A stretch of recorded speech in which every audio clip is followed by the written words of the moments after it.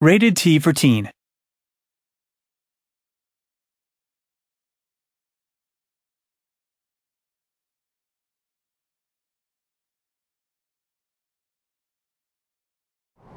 We started with the idea that we wanted to set it in the future, but in a beautiful future. We took the idea of magic and turned it into technology, so we grounded it in a reality that we could foresee.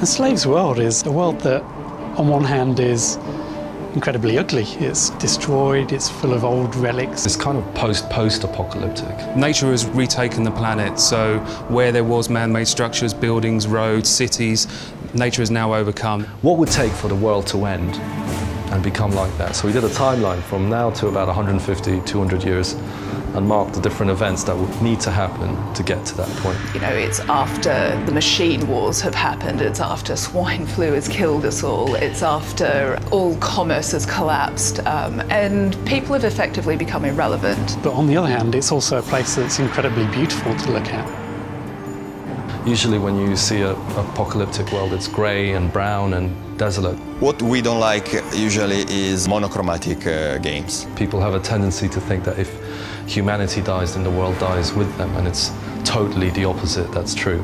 When we're off the face of the earth, nature just reclaims everything.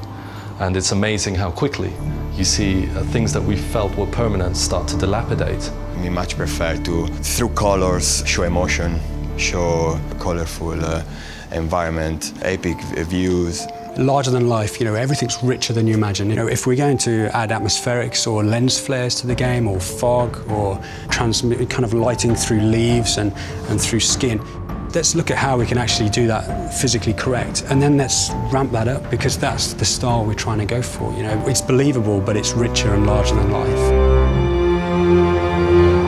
You can see places like where something horrific has happened, like Chernobyl, and where nature has retaken it. It's beautiful in amongst the destruction and desolation, and that was the feeling that we really wanted to capture. The game starts in New York, and the reason it starts in New York's a universal city. Everyone recognizes it, so when you start there, you're basically saying, this is Earth. But as they leave New York City and start heading further towards the west, towards their ultimate goal, they pass through vestiges of history. So there is one large area where hundreds of titans, large mechs, taller than buildings, fought together, smashed each other to bits, and created this kind of desolate landscape of oil spills and chemicals all merged together amongst this twisted metal.